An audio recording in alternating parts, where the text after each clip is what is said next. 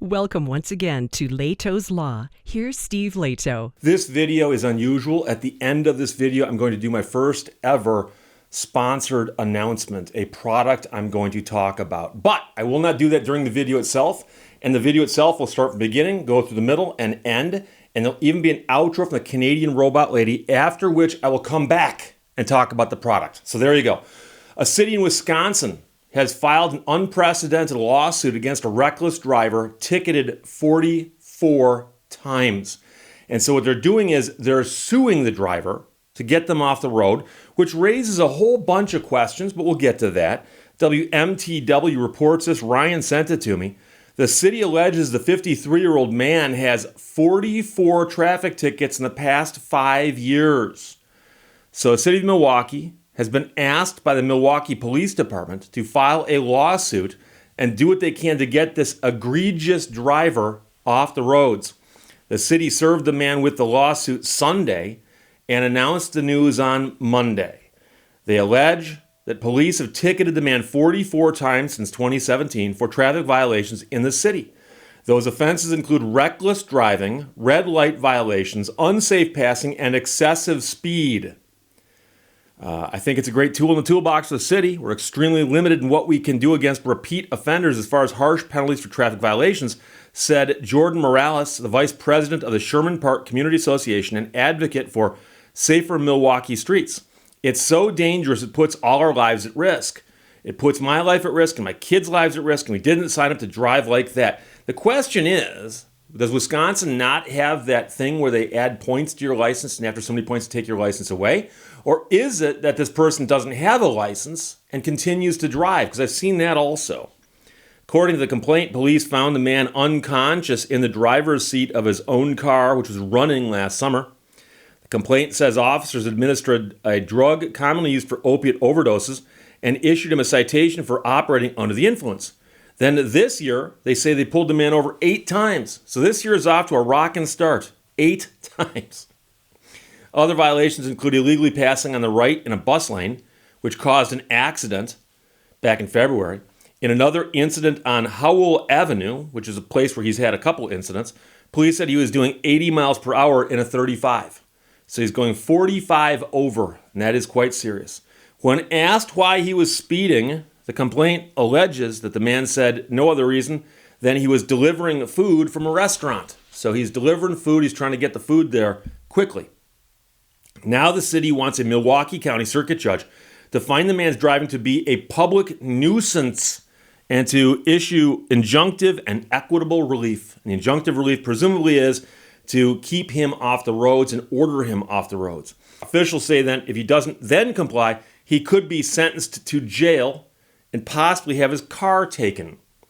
Milwaukee Police Chief Jeffrey Norman released the following statement regarding this lawsuit. This new approach of civil litigation against egregious reckless drivers is intended to send a clear message to all the chronic reckless drivers in Milwaukee that we take the safety of everyone on the roadway in our community very seriously.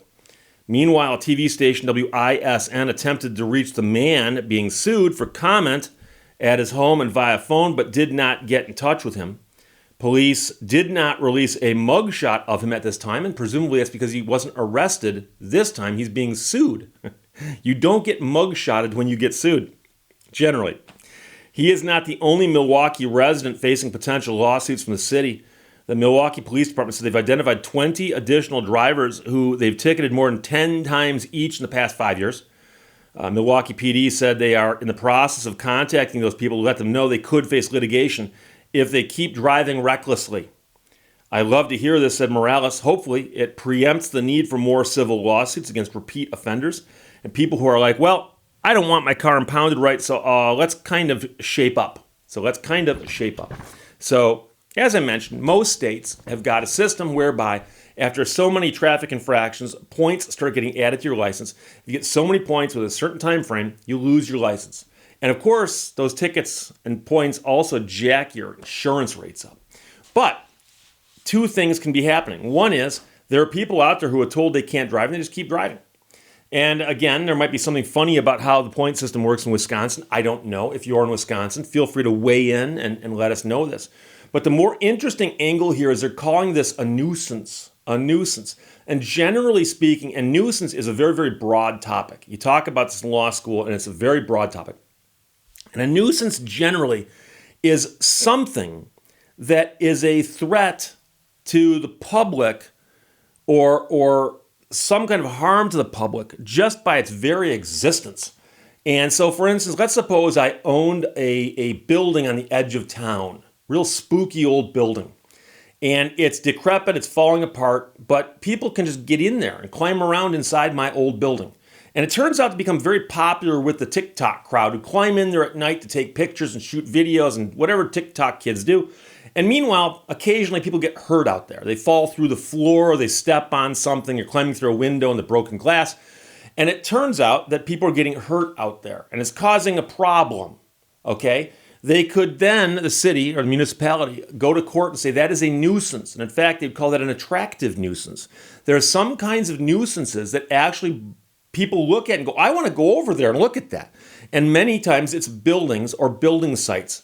So a lot of times you'll notice that when they go to start a building, the first thing they do is they put up the fence, keep people out, because they know it's an attractive nuisance for especially kids, right? So if the thing just being there causes problems, it can be declared a nuisance. Now, sometimes they'll fight over this. There have been some examples of things where somebody puts something up that they think is beautiful. Other people think it's ugly. And somebody goes, I think it's a nuisance. It's so ugly. Somebody else goes, I think it's beautiful. It's a work of art. In fact, art installations have been called this. So, of course, beauty is in the eye of the beholder. But the point is, if something is dangerous, it's much easier to get it called a nuisance. So if somebody's out there driving and racking up 44 tickets in 5 years, and some of them for reckless driving, that person is, in fact, potentially a nuisance. So you go to court and you get a court order deeming them a nuisance. Now, a judge might say, why don't you just take away their license with the point system? They might say, we already have. Didn't stop them from driving. And so I've known and seen situations before where somebody who's a drunk driver is brought into court over and over again. And before they started cracking down on that, I remember times where judges would look at people and go, how do I get you to stop driving? How do I get you to stop drinking and driving? I'm sorry, Your Honor. And they're always crying in court. But that night they're at the bar, and that morning, the next morning at 1 o'clock, they're driving home drunk. How do you get someone to stop who refuses to stop? Well, you get a court order, you threaten them with jail, and if necessary, you take their car. And taking the car, of course, could do it. But I know people who've had their cars taken and then drove other people's cars. So it's a mess, but I salute them for getting creative here. And I'm just curious to know if the man's license has been taken away or not. But it says he's 53 years old. He's had 44 traffic tickets in the past 5 years. It's pretty bad. Pretty bad. So Ryan, thanks for sending it. WMTW published it. City in Wisconsin, Milwaukee, files unprecedented lawsuit against reckless driver ticketed 44 times. Questions or comments, put them below. Let's talk to you later. Bye-bye. Thank you for watching Lehto's Law. So, Steve, why can you tow a piano but not tune a fish? Here's the deal. I've been doing videos on YouTube now for 8 years. Starting a couple of years ago, I started getting notes from companies saying, Steve, we want to pay you to promote our product. And I'd look at the product and go, I don't think so. And I don't respond to 99% of them, but I get them all the time. And once in a while, I've had somebody pitch me something where I look at it and go, I could actually see myself pitching that if the product was good. So I tell them, send it to me, let me take a look at it, and I'll consider it. And they send me something and I look at it and go, it's not for me. And here's the deal. I know that I've got a fairly large audience on this channel because people enjoy the videos. And so if I were to endorse something where at the beginning of the video I say, here's the product, and then 30 seconds in, I stop the video to do a minute-long ad, and then I go back to my video, and then I close it with thank you for... No one's going to stick through that. I wouldn't expect anyone to stick through that unless, of course, I found a way to transform like dirt into gold or how to power a car with water. Other than that, I'm not doing that. I'm just not going to do that. But I got approached by somebody who said, Steve, we make footwear. We make footwear, shoes and boots. I thought to myself, well, I wear footwear sometimes. I'm interested. I'm intrigued. I went and looked at their website. They got some cool looking stuff on there. I thought to myself, okay, I'll take a look at this. So I sent them a note back and I said, here's the deal. I'll take a look at the footwear, but I've got to see a pair, try them on, wear them for a while. If I like them, I will endorse them. They said, okay, what size do you wear? Told them my size. A little while later, box shows up at my P.O. box. Bring them home, pull them out of the box. The first thing I'm going to tell you is, company's name is Rock Rooster. There you go, Rock Rooster. And this is the box that the shoes came in, the boots came in. This box, beautiful packaging. I pull them out of the box. They're cool boots. Included in the packaging, a neat little keychain with a boot on it. I like the little touches. But here's the deal. It matters if the boots are good. And I had a pair of work boots, Doc Martin work boots, that I've been wearing for years. And I always wore them. And I do a lot of yard work where I wear work boots. So I got these boots out, put them on, looked at them. They look great. They're comfortable.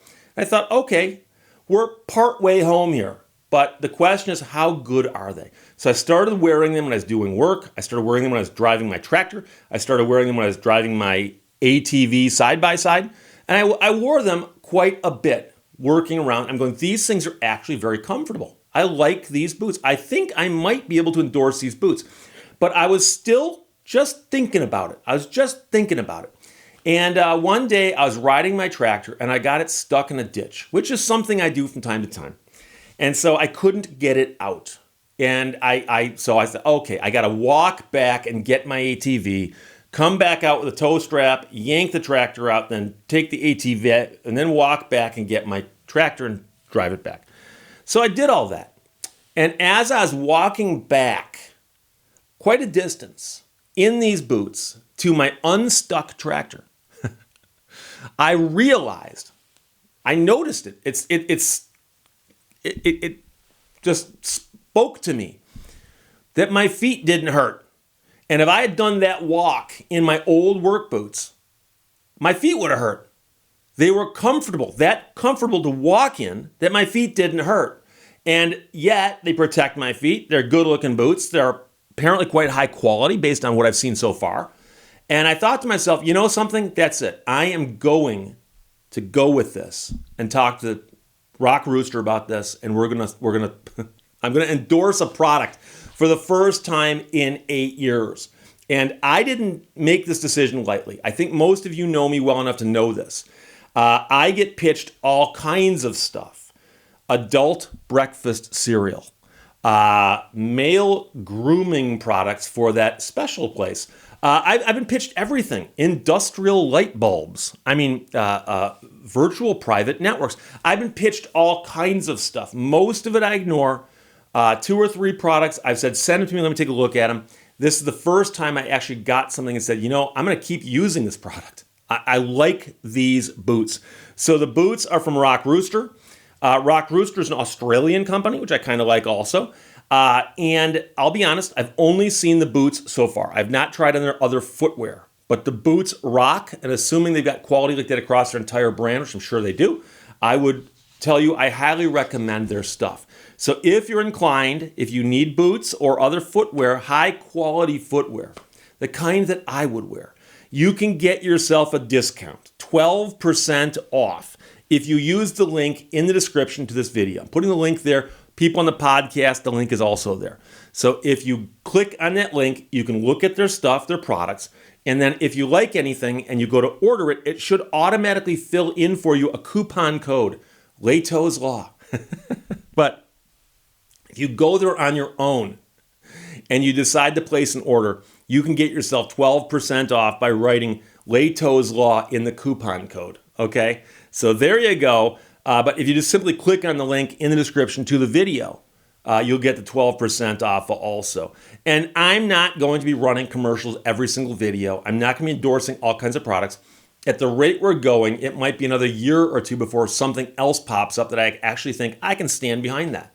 But that's the thing, and I'm hoping I'm hoping that you'll take this to heart. You have to believe me when I tell you how many crazy things people have pitched to me. And people have offered me money. I'm talking about good money. People have offered me good money to say, Steve, if you will plug our product, do a 60-second commercial in the middle of your video, and then plug it at the end, we'll pay you good money. And I look at the product and go, I couldn't do that. I could not do that. Among other things, it would drive away viewers. And I think it would insult the intelligence of viewers if I were to do that with a product I didn't believe in. And I think that even if I got out here and pretended to believe in something, I think that most of my viewers would go, I don't think he's quite right there. There's something about this that doesn't seem right. So I'm telling you, though, wholeheartedly, I endorse Rock Rooster products. And I've had a pair of their boots now for 3 or 4 weeks. And that's how long I waited. I waited till I'd worn them quite a bit to where I could come out here and say, yes, I've worn them. I like them. I highly recommend them. So if you're in the market for footwear, guys in particular, work boots, okay? Check out rockrooster.com.au. I believe that's their website. Doesn't matter. The link is in the description below the video. And yes, I get a slice, but you get 12% off if you put the Lehto's Law in the coupon code. Just remember to spell it. It's Lehto's Law. Lehtoslaw. There you go. My first endorsement. Let's see how this works out. Talk to you later. Bye-bye.